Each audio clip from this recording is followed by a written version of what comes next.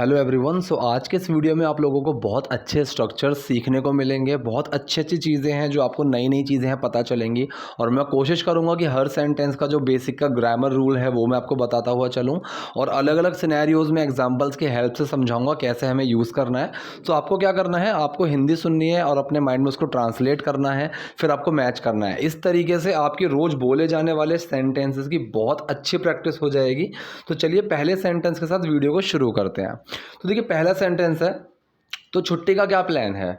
क्या हम इस बार विदेश जा रहे हैं? अब देखिए दो यहाँ पे चीज़ें हैं, क्या हम इस बार विदेश जा रहे हैं या फिर क्या हम इस बार विदेश जाने वाले हैं। दोनों ही चीज़ के लिए आप सेम चीज़ बोलोगे, दोनों ही सिचुएशन में आप सेम चीज़ बोलोगे। तो पहला है, तो छुट्टी का क्या प्लान है? So what is the plan for vacation?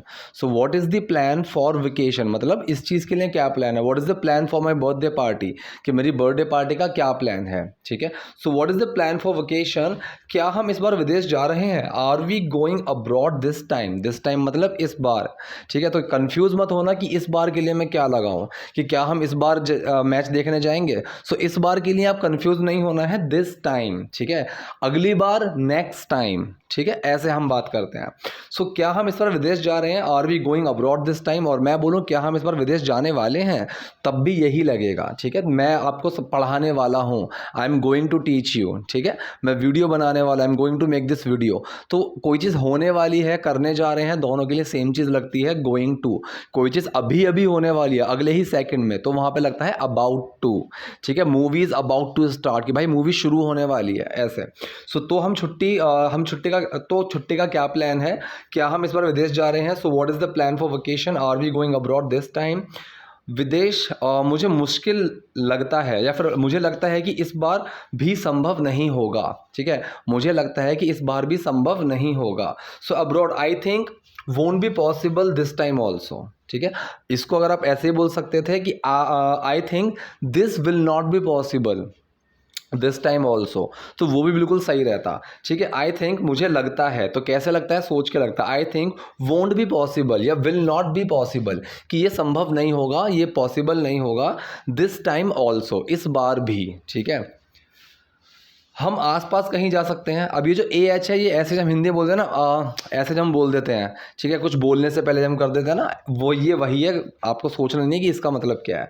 हम आसपास कहीं जा सकते हैं। अब आसपास का क्या मतलब होता है? ठीक है, मतलब पास में ही कहीं जा सकते हैं, आसपास कहीं जा सकते हैं। सो उस चीज़ के लिए हम बोलेंगे we can go somewhere nearby. So nearby का मतलब क्या हुआ, मैंने एक वीडियो बनाई हुई है near, near to, nearby के ऊपर। उसमें भी मैंने ये चीज़ क्लियरली बताई है कि नियर बाय का मतलब होता है आसपास।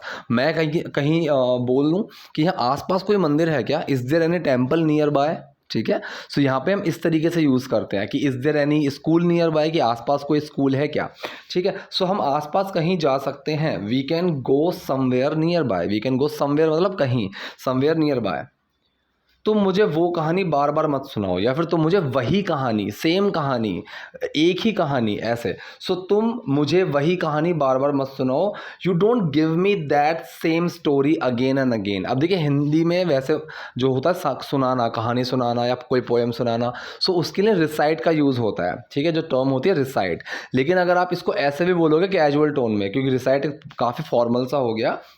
Don't give me that same story again and again, don't tell me that same story, ऐसे भी हम बोल सकते हैं। So you don't give me that same story again and again. Again and again का मतलब बार बार। ठीक है, सो तुम मुझे वही कहानी बार बार मत सुनाओ। तुम्हारे पास कभी बजट नहीं होगा। अब बजट क्या होता है वो तो पता ही होगा ना, मतलब महीने के पैसे का हिसाब किताब, वो सब चीज़ है। सो तुम्हारे पास कभी बजट नहीं होगा, you will never have the budget, you will never have the budget, तुम्हारे पास कभी बजट नहीं होगा। मैं तुम्हारे साथ नहीं जा रही, तो रहने दो। ठीक है, अब तो रहने दो या फिर छोड़ो, ऐसे हम बोल देते हैं ना कि यार ठीक है उसको बात नहीं करनी, छोड़। ऐसे हम बात करते थे, छोड़ तो रहने दो, इस चीज़ को हम कैसे बोलेंगे। मैं तुम्हारे साथ नहीं जा रही, I am not going with you. ये तो सिंपल सेंटेंस है आपका present continuous. I am not going with you, मैं तुम्हारे साथ नहीं जा रही। So let it be. अब लेट इट बी का मतलब क्या होता है, रहने दे यार, छोड़।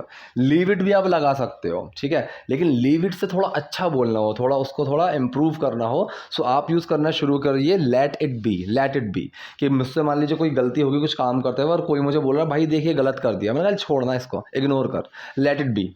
मतलब होने दे, कोई दिक्कत नहीं है।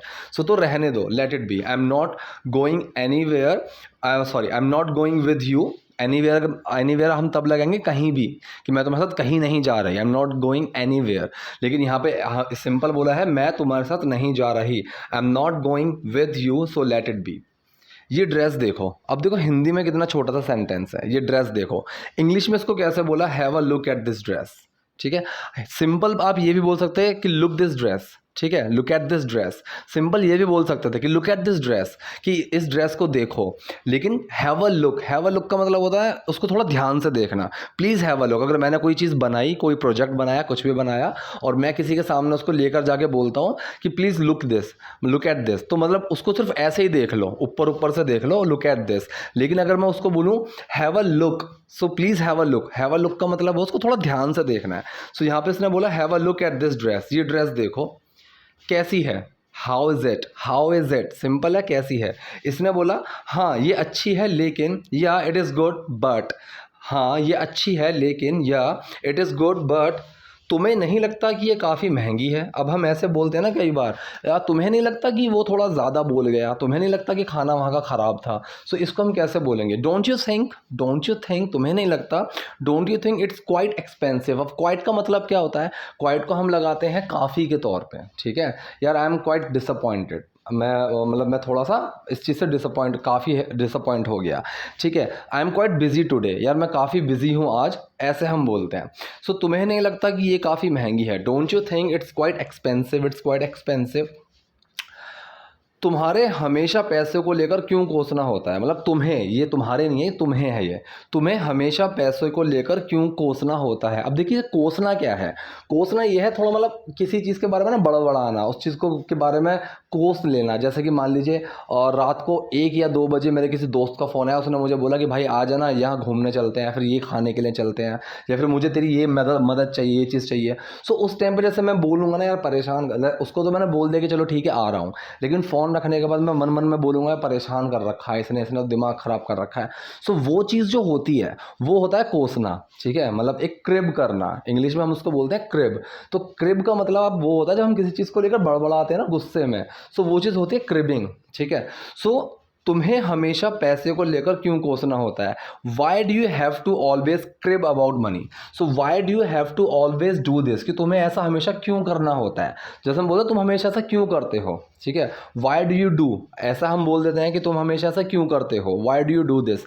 लेकिन मैं बोलूँ कि तुम्हें ऐसा क्यों करना होता है हमेशा। ठीक है, कि तुम्हें पार्टी पे जाने के टाइम पे ही क्यों लड़ना होता है, कि तुम्हें कहीं बाहर जाने के टाइम पे ही क्यों लेट होना होता है। सो वहाँ पे हम इस स्ट्रक्चर का यूज़ करेंगे, why do you have to always, और फिर आपका सेंटेंस आ जाएगा कि why do you have to always fight, कि तुम्हें हमेशा क्यों लड़ना होता है। So why do you have to always crib about money, तुम्हें पैसे को लेकर हमेशा क्यों कोसना होता है। तुम नहीं चाहते मैं ये खरीदूं, तुम नहीं चाहते मैं इसे खरीदूं, ठीक है। You don't want me to buy this, या फिर you don't want me to buy it. So you don't want me to do something, कि तुम नहीं चाहते कि मैं ये करूं। You don't want me to go in that party, तुम नहीं चाहते कि मैं उस पार्टी में जाऊं। I don't want you to talk to him, मैं नहीं चाहता कि तुम उससे बात करो। ठीक है, ये चीज़ आप समझने की कोशिश करो। सो तुम नहीं चाहते मैं इसे खरीदूं, you don't want me to buy it. ठीक है, तुम नहीं चाहते, you don't want me to, मुझसे ये नहीं चाहते कि मैं इसको खरीदूं। So you don't want me to buy it, fine, ठीक है। तो हम अपना घर कब खरीदने वाले हैं, या फिर हम अपना घर कब खरीदेंगे, इस तरीके से हम अपना घर कब खरीद रहे हैं। अब ऐसे हम बोलते हैं ना। सो मैंने बताया था कि हम ऐसा कब कर रहे हैं, या फिर हम ऐसा कब करने वाले हैं। दोनों चीज़ के लिए आप सेम स्ट्रक्चर यूज़ कर देंगे। So when are we going to buy our house, तो मतलब कोई चीज़ फ्यूचर में होने वाली है, उसके लिए हम गोइंग टू का यूज़ करते हैं। हम अपना घर कब खरीदने जा रहे हैं, हम अपना घर कब खरीदने वाले हैं, दोनों सेम है। ठीक है, तो हम अपना घर कब खरीदने वाले हैं। So when are we going to buy our house, शायद कुछ सालों में, maybe in a few years. ठीक है, अब मे बी, परहैप्स, आप कुछ भी लगा सकते हो। अगर आपने परहैप्स सोचा कि हम परहैप्स लगा देंगे तो वो भी लगा सकते हैं। मे बी, वो भी बिल्कुल ठीक है। ठीक है, शायद कुछ सालों में, maybe in a few years, तुम्हारी नौकरी के साथ मुझे संदेह है कि हम कभी घर खरीदेंगे। अब ये संदेह क्या है, मतलब डाउट, यार मुझे ना इस चीज़ पर शक है, मतलब डाउट है कि ऐसा कभी होगा भी। जैसे कि मुझसे किसी ने बोला कि मैं कल तेरे पैसे दे दूंगा, और मैं बोलूँ भाई मुझे तो डाउट है कि वो कल पैसे देगा भी कि नहीं देगा, तो मतलब मुझे वो एक संदेह है। सो तुम्हारी नौकरी के साथ मुझे संदेह है कि हम कभी घर खरीदेंगे। With your job I doubt we are ever buying a house. So with your job, तुम्हारी नौकरी के साथ, आई डाउट, मुझे संदेह है, we are ever buying a house. अब एवर का मतलब क्या है? कभी। ठीक है, don't you ever talk to me like this, कि तुम मुझसे कभी ऐसे बात मत कर लेना।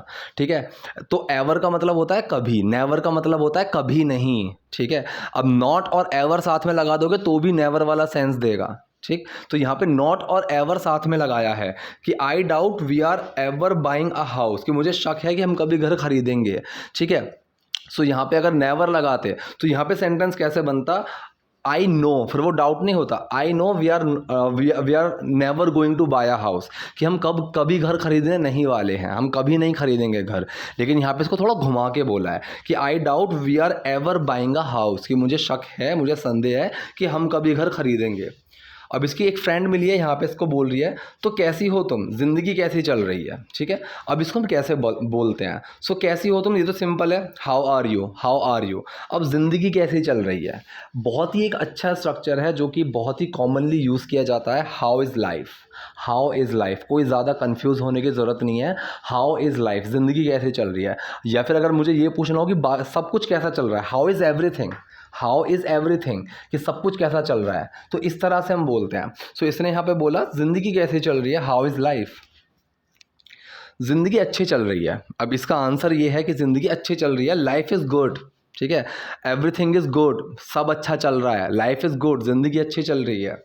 मैं साधारण गृहिणी हूँ। अब गृहिणी मतलब मुझे इसके अलावा ना और कोई वर्ड ही समझ में नहीं आया कि मैं क्या लिखूँ यहाँ पे। सो गृहिणी ही मिला। अब गृहिणी का मतलब क्या होता है? जैसे हाउस वाइफ होते हैं ना, हाउस वाइफ, और आजकल हम उसको क्या बोलते हैं? Home maker. ठीक है, घर बनाने वाली, मतलब तो वो चीज़ होती है home maker. So I M ordinary home maker. Ordinary क्या मतलब होता है? मामूली, साधारण। ठीक है, ऑर्डिनरी।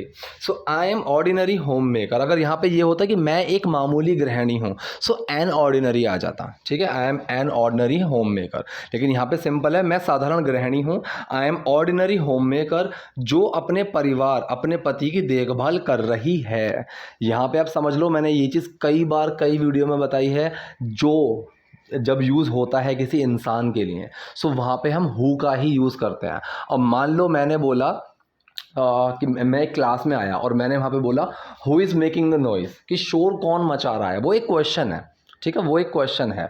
लेकिन अगर वहाँ पे कोई और इंसान आता है और वो बोलता है कि प्रिंसिपल इज़ कॉलिंग, कि प्रिंसिपल बुला रहे हैं द पर्सन, उस इंसान को, who is making the noise, जो शोर कर रहा है। ठीक है, सो वहाँ पे who is making the noise ही लगा, लेकिन वहाँ पे सेंस क्या बना? जो शोर कर रहा है। ठीक है, सो यहाँ पे क्या बोला? जो अपने परिवार और अपने पति की देखभाल कर रही है, who is taking care of her family, her husband. ठीक है, हु इज़ टेकिंग केयर, जो देखभाल कर रही है, ऑफ हर फैमिली, अपने परिवार की, हर हस्बैंड, अपने पति की। सो जो अपने परिवार, अपने पति की देखभाल कर रही है, who is taking care of her family, her husband.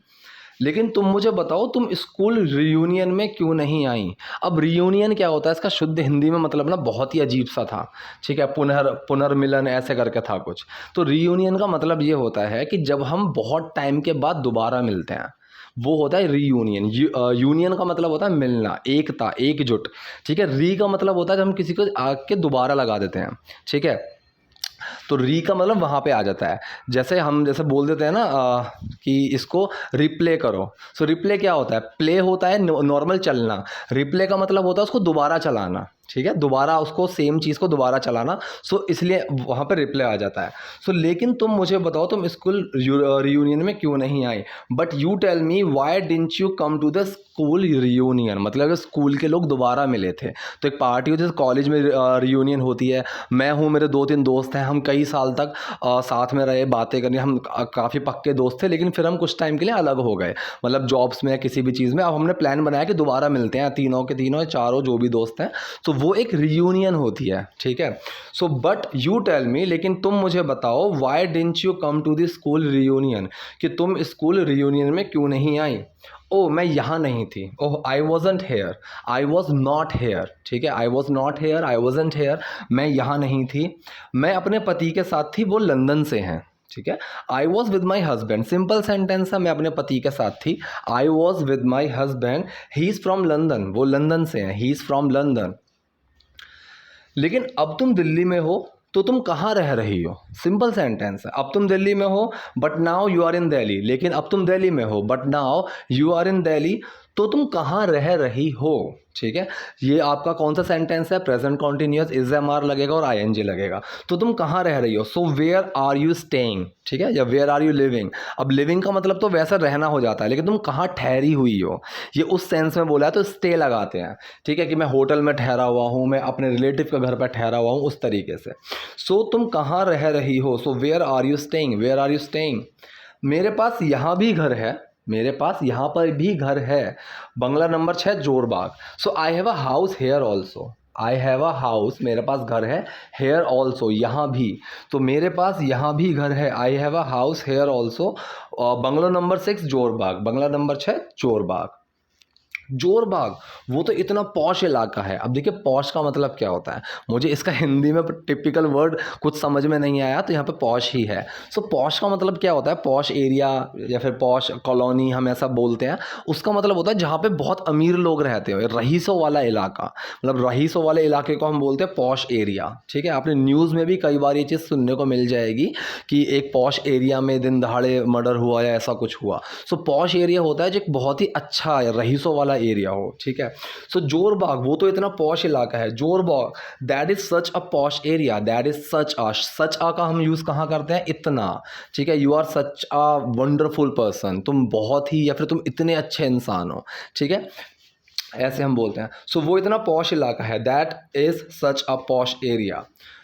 तुम ज़िंदगी में इतना अच्छा कर रही हो, और तुम ज़िंदगी में इतना अच्छा कर रही हो, इसको हम कैसे बोलते हैं, you are doing so well in your life. Well की जगह आप गुड लगा सकते हो, ग्रेट लगा सकते हो, कुछ भी लगा सकते हो, वो आपकी कॉल है, आपको कितना अच्छा लग रहा है वो। So you are doing so well in your life, कि तुम अपनी ज़िंदगी में इतना अच्छा कर रही हो, और तुम खुश हो, एंड यू आर हैप्पी, ये बहुत अच्छा है, इट्स रियली नाइस, ठीक है। एंड यू आर हैप्पी, और तुम खुश हो, ये बहुत अच्छा है, इट्स रियली नाइस। अब रियली का मैंने कई बार बताया है, रियली दो तरीके के सेंस लेकर चलता है, सच में और बहुत, ठीक है, दोनों सेंस लेकर चलता है, और दोनों में आप कई जगह ऐसे सेंटेंसेस देखोगे, और इस वीडियो में भी आपको एक सेंटेंस आएगा आगे जहाँ पे रियली का सेंस आप चाहे सच में लगाओ या बहुत लगाओ, बिल्कुल सेम बनेगा। जैसे कि मैं बोलूँ you need to work really hard, कि तुम्हें सच में मेहनत करनी पड़ेगी, ये भी ठीक है। You need to work really hard, तुम्हें बहुत मेहनत करनी पड़ेगी, ये भी बिल्कुल ठीक है। सो रियली का जो सेंस आता है वो वेरी की तरह आता है आजकल बहुत सारे सेंटेंसेस में। सो तुम खुश हो, ये बहुत अच्छा है, and you are happy, it's really nice. खुश, हैप्पी। मैंने ये कब कहा, when did I say that, when did I say that, normal आपका पास्ट इंडेफिनिट सेंटेंस है, मैंने ये कब कहा, तो पास्ट की बात चल रही है ना, पास्ट में ही कहा होगा। सो मैंने ये कब कहा, when did I say that. मेरा मतलब है चलो तुम्हारे पास वो सब कुछ है जो किसी को भी चाहिए, ठीक है, या फिर जिसकी भी किसी को ज़रूरत होती है। सो इस चीज़ को हम बहुत ध्यान से समझेंगे और तब आपको समझ में आएगा। सो देखो मेरा मतलब है, चलो ये तो सिंपल है, I mean come on, you have got everything, ठीक है, तुम्हें वो हर चीज़ मिली है, या फिर अगर आपको यहाँ पे ये लिखना हो यू हैव एवरीथिंग, वो भी बिल्कुल ठीक है। तो यू हैव गॉट एवरीथिंग, तुम्हारे पास वो सब कुछ है, यू हैव एवरीथिंग, दोनों बिल्कुल ठीक है। Somebody can ever ask for, ठीक है, समबडी मतलब कोई, कैन एवर आस्क फॉर मतलब इस चीज़ को मांग सकता है या फिर ज़रूरत पड़ सकती है, ठीक है। आस्क फॉर का मतलब क्या होता है, किसी भी चीज़ की ज़रूरत है आपको, can I ask for a help, कि मुझे आपकी एक मदद की ज़रूरत है, क्या मैं आपसे एक मदद मांग सकता हूँ, can I ask for this. So वो वाला सेंस लेकर चलता है आस्क फॉर। ये बहुत ही यूज़फुल एक जो आपका फ्रेजल वर्ब है, तो ये चीज़ आपको यूज़ करनी होगी, ठीक है। तो यहाँ पे क्या मतलब बना, मेरा मतलब है चलो तुम्हारे पास वो सब कुछ है जो किसी को भी चाहिए, you have got everything somebody can ever ask for, कि जिसकी ज़रूरत किसी को भी कभी पड़ सकती है या फिर किसी भी इंसान को जिसकी भी ज़रूरत हो सकती है, तुम्हारे पास वो सब कुछ है। So you have got everything somebody can ever ask for. पति, पैसा, घूमना फिरना, क्या नहीं, husband, money, travelling, what not. अब वॉट नॉट हम हिंदी में बोल देते हैं ना कि क्या नहीं है उसके पास, सो इंग्लिश में भी वॉट नॉट चलता है, ठीक है। आप इंग्लिश में भी वॉट नॉट अपनी कैजुअल स्पोकन इंग्लिश में बोल सकते हैं, बिल्कुल बोल सकते हैं। सो husband, money, travelling, what not, पति, पैसा, घूमना फिरना, क्या नहीं। तो तुम्हें लगता है कि अमीर होना तुम्हें खुश करता है, मतलब कि तुम्हें ये लगता है कि अमीर होने का मतलब है कि तुम खुश रहोगे, तो वो वाला सेंस है ये। तो तुम्हें लगता है कि अमीर होना तुम्हें खुश करता है। So you saying being rich makes you happy, ठीक है। बी समथिंग, मतलब I want to be a doctor, मैं डॉक्टर बनना चाहता हूँ, ठीक है। तो कोई चीज़ में होना, वहाँ पे हम बी का यूज़ करते हैं। डोंट बी सैड, उदास मत हो, ठीक है। Being sad is not a good thing, उदास होना, उदासी वाली कंडीशन में होना अच्छी चीज़ नहीं है। समझ में आई ये बात। सो यहाँ पे इसने बोला सो यू थिंक, तुम्हें लगता है बीइंग रिच, अमीर होना, मेक्स यू हैप्पी, तुम्हें खुश करता है, ठीक है। सिंपल है। सो तुम्हें लगता है कि अमीर होना तुम्हें खुश करता है। So you think being rich makes you happy. Shumona, मैं दुनिया घूम चुकी हूँ। अब शुमोना इस लड़की का नाम है। शुमोना, मैं दुनिया घूम चुकी हूँ। Shumona, I have travelled the world, I have travelled the world, मैं दुनिया घूम चुकी हूँ, मैं दुनिया की यात्रा कर चुकी हूँ, सेम सेंस है। I have travelled the world but all alone. अब ऑल अलोन को अगर आप वैसे ग्रामेटिकली देखोगे ना तो उसका मतलब निकलेगा सब अकेले, ठीक है। लेकिन जब हम इसको ऐसे बोलते हैं ना, आई एम ऑल अलोन, तो मतलब बिल्कुल, ठीक है, कि मैं बिल्कुल अकेला हूँ, आई एम ऑल अलोन, ठीक। सो यहाँ पे इसने बोला Shumona I have travelled the world but all alone. Shumona, मैं दुनिया घूम चुकी हूँ लेकिन बिल्कुल अकेले, और लगभग हर रोज़, बिल्कुल अकेले, ठीक है। लगभग के लिए हम क्या यूज़ करते हैं, ऑलमोस्ट, काफ़ी हद तक, लगभग, काफ़ी ज़्यादा, तो वहाँ पे ऑलमोस्ट। जैसे कि मैं बोलूँ कि मेरे दोस्त का फ़ोन आया मेरे पास, भाई कहाँ रह गया, मैं बोलूँ बस पहुँच गया यार, लगभग पहुँच ही गया, तो वहाँ पे almost, I am almost there, मैं यहीं पे ही हूँ, मतलब पहुँच ही गया, ठीक है। So I am almost and almost every day all alone, और लगभग हर रोज़ बिल्कुल अकेले।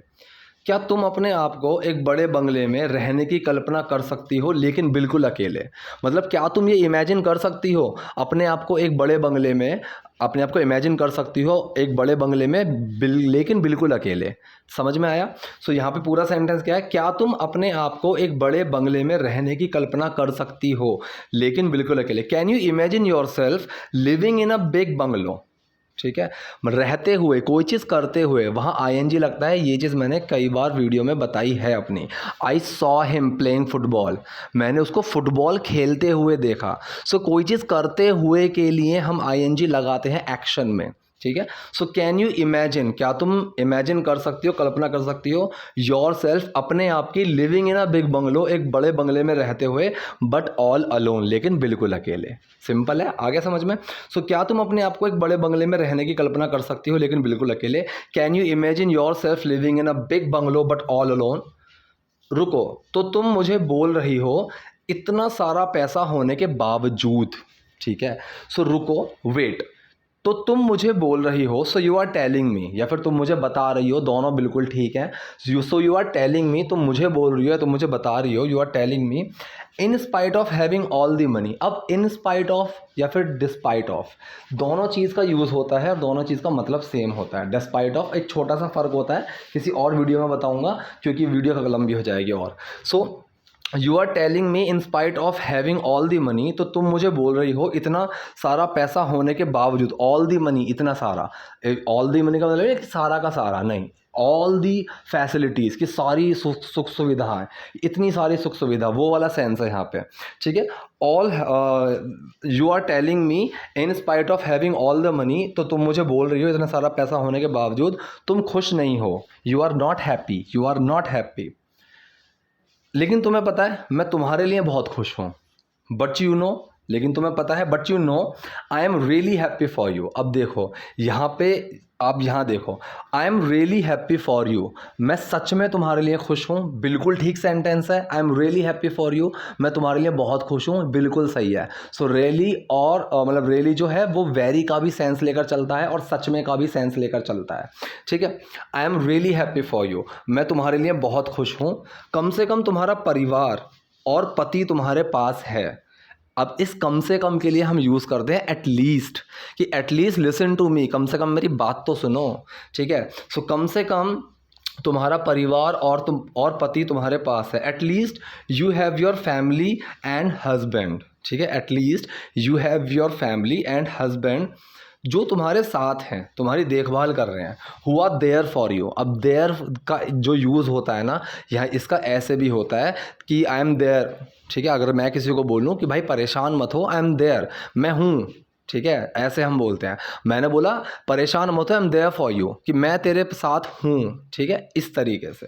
सो who are there for you, जो तुम्हारे साथ हैं, who are taking care of you, जो तुम्हारी देखभाल कर रहे हैं। अब देखिए यहाँ पे जो के लिए, जो कौन है, इंसान की बात कर रहे हैं यहाँ पे, फैमिली और पति वो कौन है, इंसान ही है। सो वहाँ जो की बात करें तो हु का लगेगा यूज़। अगर हम किसी चीज़ की बात कर रहे होते तो वॉट या विच का यूज़ होता, ठीक है, कि वो पेन उठाकर लेकर आओ जो सोफे पे रखा है, ठीक है, गिव मी दैट पेन, या फिर मुझे वो पेन दो जो सोफे पे रखा है, give me that pain which is lying on the sofa, जो सोफे पे पड़ा हुआ है, ठीक है। सो वहाँ पे विच लगेगा। मैं किसी इंसान की बात करूँ कि उस इंसान को बुलाओ, उस लड़के को बुलाओ जो सोफे पे बैठा है, call that guy who is sitting, वहाँ पे विच नहीं लगेगा, who is sitting on the sofa ऐसे लगेगा। सो जो तुम्हारे साथ है, तुम्हारी देखभाल कर रहे हैं, who are there for you, who are taking care of you. अब इसको थोड़ा रियलाइज़ हुआ कि हाँ यार, मेरा पति इतनी मदद मतलब इतनी मेहनत कर रहा है, तो इसने फ़ोन किया, हाँ कहाँ हो तुम, या वेयर आर यू, या वेयर आर यू, कहाँ हो तुम। नहीं, दरअसल मैंने बस ये कहने के लिए कॉल किया था कि, ठीक है, सिंपल है। नो एक्चुअली, दरअसल I just call to say that, I just called, मैंने बस ये कहने के लिए कॉल किया था, I just call to say that. Just का मतलब बस के तौर पे आता है, मैंने बस ये कहने के लिए। So I just called to say that, मैंने ये कहने के लिए कॉल किया था कि थैंक यू सो मच, मुझे पता है तुम चीज़ें ठीक करने के लिए बहुत ज़्यादा मेहनत कर रहे हो, ठीक है। यहाँ पे इसको हम कैसे बोलेंगे, I know you are working really hard, ठीक है। अब रियली हार्ड का वही बहुत ज़्यादा, अब रियली का यूज़ कैसे हुआ है, वेरी के तौर पे, कि सच में मतलब कि बहुत ज़्यादा मेहनत कर रहे हो, ठीक है। तो यहाँ पे क्या हुआ, I know you are working really hard to make things work. अब मेक थिंग्स वर्क का मतलब क्या होता है, चीज़ें ठीक करना, ठीक है। I am trying to make things work, कि मैं चीज़ें ठीक करने की कोशिश कर रहा हूँ जो things are not working properly. मैं अब बोलूँ कि मैं परेशान हूँ क्योंकि मेरी लाइफ में things are not working properly, कि सब कुछ ठीक से नहीं चल रहा है, चीज़ें ठीक से नहीं चल रही हैं, ठीक है। तो थिंग्स वर्किंग प्रॉपरली इस तरीके से यूज़ होता है कि लाइफ में जो चीज़ें ठीक से चल रही हैं, ठीक है। So I know you are working really hard, मैं जानती हूँ तुम बहुत ज़्यादा मेहनत कर रहे हो, टू मेक थिंग्स वर्क, कि चीज़ों को ठीक करने के लिए। एंड और मैं सिर्फ इतना कहना चाहती हूँ कि मैं सच में इसकी सराहना करती हूँ। And I just want to say कि मैं बस ये कहना चाहती हूँ, मैं सिर्फ ये कहना चाहती हूँ, आई रियली अप्रिशिएट इट, मैं सच में इसकी सराहना करती हूँ। अब यहाँ पे रियली का सेंस क्या है, सच में। अगर यहाँ पे वेरी वाला सेंस लूँ मैं, कि मैं इसकी बहुत सराहना करती हूँ, तो वहाँ पे भी ये बिल्कुल सही बनेगा, आई रियली अप्रिशिएट इट, मैं इसकी सच में सराहना करती हूँ, या फिर मैं इसकी बहुत सराहना करती हूँ। अप्रिशिएट का मतलब क्या होता है, सराहना, तारीफ, उस चीज़ की कदर करना, ठीक है। और मैं सिर्फ इतना कहना चाहती हूँ कि मैं सच में इसकी सराहना करती हूँ, and I just want to say I really appreciate it. ठीक है, मैं तुम्हें शाम को मिलती हूँ, जल्दी आना, okay, I will see you in the evening. अब मैं तुम्हें शाम को देखती हूँ ये मत समझ जाना, I will see you. So I will see you का मतलब होता है मैं मिलना, मिलने के तौर पे हम सी यू का यूज़ करते हैं, ठीक है। सी यू लेटर, बाद में मिलते हैं। सी यू इन द पार्टी, कि हम पार्टी में मिलते हैं। सी यू इन द इवनिंग, शाम को मिलते हैं, ठीक है। सो यहाँ पे क्या कह रही है, मैं तुम्हें शाम को मिलती हूँ, I will see you in the evening, come early, जल्दी आना, ठीक। सो ये था आज की वीडियो के बारे में। आई होप आपको पसंद आई होगी। कोई डाउट है, कोई कन्फ्यूजन है, कमेंट बॉक्स में जाइए, वहाँ मुझसे पूछिए। वीडियो पसंद आई है तो लाइक कीजिए, नए हैं तो लाइक और सब्सक्राइब दोनों कीजिए। Thank you.